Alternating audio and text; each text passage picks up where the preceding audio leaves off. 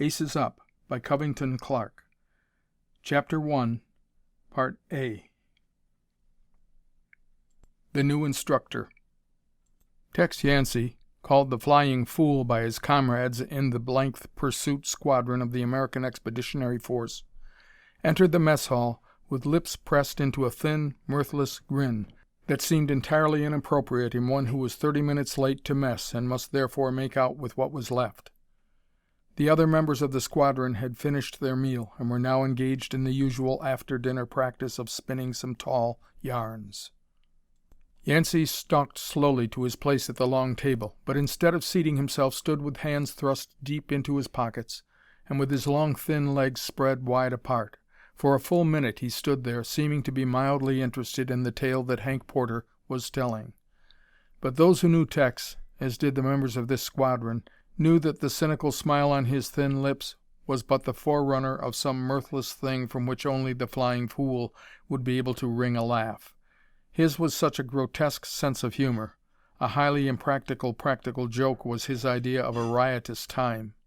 Someone in the squadron, who had once felt the sting of one of his pranks, had called him a fool, and another member had responded, "Yeah, he's a fool all right, but a flyin' fool."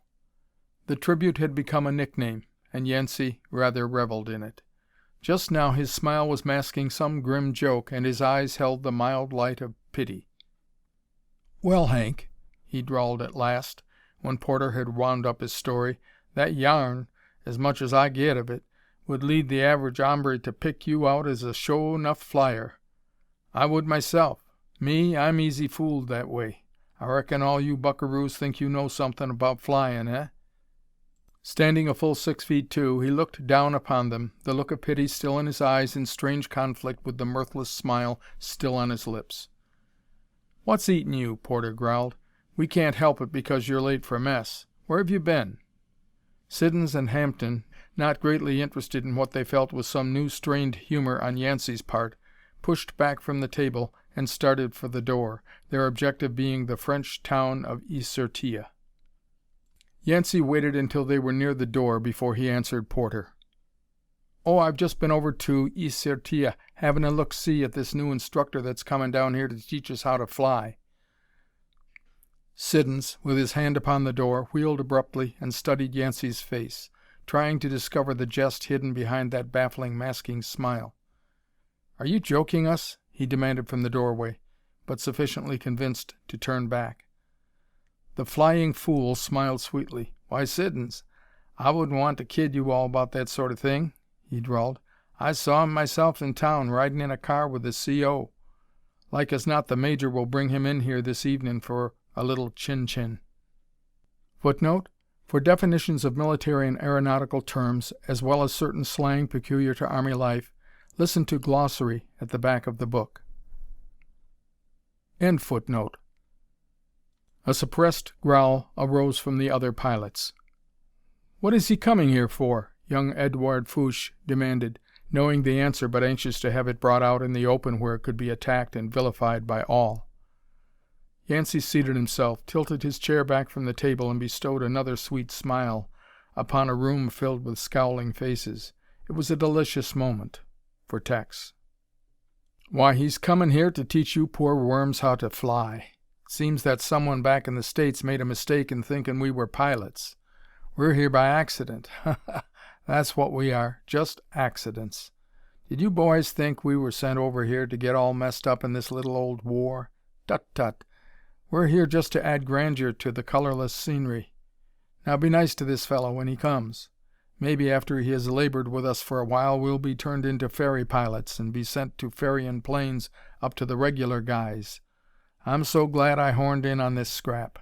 It's so well planned and thrillin'." More growls.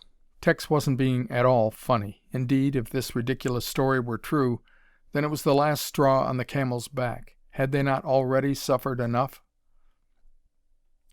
The squadron had been in France for 2 weeks, an interminable time for the restless group of young airmen who, booted and belted and ready for the fray, now found themselves suddenly faced with the prospect of still more training, and when as yet they had not the haziest notion of the type of ship that was to be given them for mounts.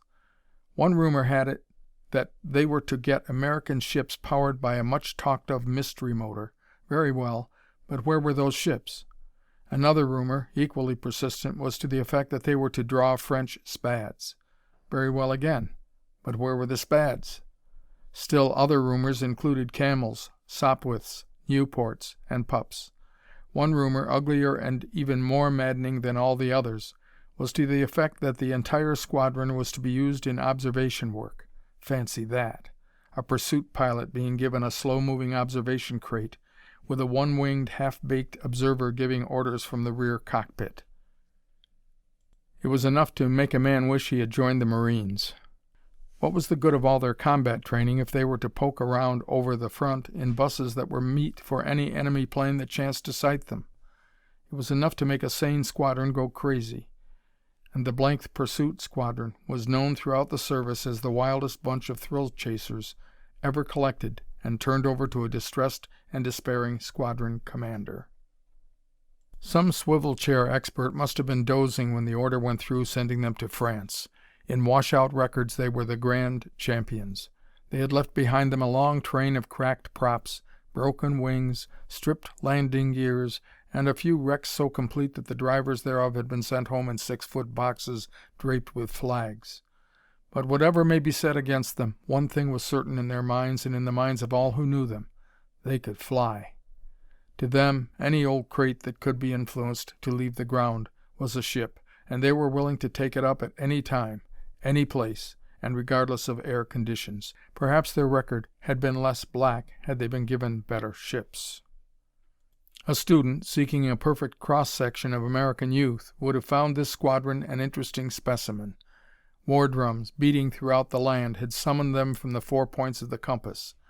How they had ever been assembled at one field is a problem known only to the white-collar dignitaries who sat in swivel chairs and shuffled their service cards. The result of the shuffle caused many a commander to tear his hair and declare that the cards had been stacked against him. No two members of the squadron came from the same town or city.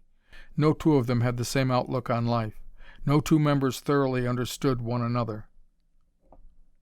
A Texan, such as Yancey from the windswept Panhandle, may bunk with a world-traveled, well-educated linguist such as Siddons, and may even learn to call him Wart, but he never thoroughly understands him.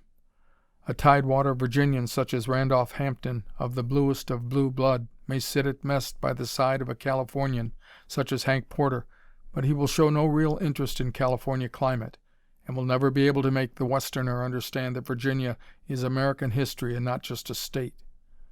A nasal-voiced Vermonter such as Nathan Rodd, brought up among stern hills and by sterner parents, will never fully understand a soft-voiced Louisianian such as Edward Fouche, who has found the world a very pleasant place with but few restrictions. Leaving out the question of patriotism, the members had but 3 common attributes. They had scornful disregard for any officer in the air service who knew less of flying than they had learned through the medium of hard knocks. They were determined from the very beginning to get to France. And they were the most carefree, reckless, adventurous, devil-may-care bunch of stem-winders that had ever plagued and embarrassed the service by the simple procedure of being gathered into one group. It may be that the War Department, in despair, at last thought to be rid of them by sending them overseas where their ability and proclivity for stirring up trouble could be turned to good account against the enemy. In any case, they were at last in France, and from the moment of their landing had been exceedingly valuable in their demands for planes. They wanted action, not delay, and now that Yancey had brought word of this last crushing indignity, they opened wide the spigots of wrath.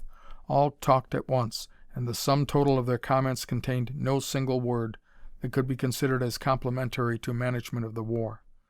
More instruction in flying. It was unthinkable.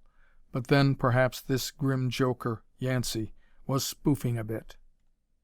"Come on, Wart," Hampton called to Siddons from the doorway. "Tex has just been listening to old General Rumor. I'd like right much to see the instructor before I get excited about it. Come on, let's go into town. The night's young, and so am I." "You'll get excited when you see him," Tex responded sagely. "Who is he?" Nathan Rodd asked, which was about as long a sentence as Rodd ever spoke. He saved words as though they were so much gold. "He's an English lieutenant," Tex answered. "Red-headed, freckle-faced, and so runty that he'd have to set on a step-ladder to see out of a cockpit." "A limey," chorused half a dozen incredulous, angry voices. "What do you know about that?" Tex nodded solemnly. He was enjoying the situation. Inwardly, he was as furious as any of the others, but he had the happy faculty of being able to enjoy mob distress. "Yeah, a limey. Some gink in town told me he was a famous ace. I forget his name. Never could remember names. But you boys'll love him. Like as not he'll let some of us solo after a month or so. Ain't the air service wonderful?" More growls and a half-dozen muttered threats. "Now, boys, you all be good, or Uncle Samuel'll send you back home and let you work in shipyards at 20 per day. I'm surprised and hurt that you take this good news in this fashion. I should think you'd be delighted to have a limey show you how he shot down a few of—" "Attention!" Hampton called from the doorway, a warning quality in his voice. The men looked up. There in the doorway stood Major Cowan, and by his side was a neatly uniformed, diminutive member of the Royal Flying Corps. The men scrambled hastily to their feet. Yancey upset his chair with a clatter as he unwound his long, thin legs from around the rungs. Major Cowan, always maddeningly correct in military courtesies, turned upon Hampton with a withering look. "Lieutenant," his voice had the edge of a razor, but its cut was not so smooth, "do you not know that attention is not called when at mess?" "Yes, sir." "You do, or do you not?" "Double negatives bother me right much," Hampton replied, his eyes on the English pilot and caring not a whit for court-martial now that he saw in the flesh the proof of Yancey's report. "But I do know the rule." "Then observe it," Major Cowan responded testily. "Gentlemen, this is Lieutenant McGee of the British Royal Flying Corps, who has been assigned to us as flying instructor." Lieutenant McGee felt that the room was surcharged with hostility, and he found himself in the position of one who was ashamed of the acts of another. Major Cowan, altogether too brusque, failed utterly to impress McGee, whose service in the Royal Flying Corps had been with a class of men who thought more of deeds than of rank, and who could enjoy a carefree camaraderie without becoming careless of discipline. Discipline, after all, is never deeper than love and respect, and McGee felt somehow that Cowan was not a man to command either. McGee felt his face coloring, and tried to dispel it with a smile. "I am glad to meet you, gentlemen," he said, "and I want to correct the Major's statement. I am not here as a flying instructor in the strict sense of the word, but to give you firsthand some of our experiences in formation flying, combat, and patrol work. I dare say you are all well trained. In fact, I have heard some rather flattering reports concerning you." Yancey cast a sidelong glance at his neighbor. Siddons nudged Hank Porter. Porter pressed his foot against Fouche's boot. "Not a bad fellow, this. Something like, eh?" End of Part A.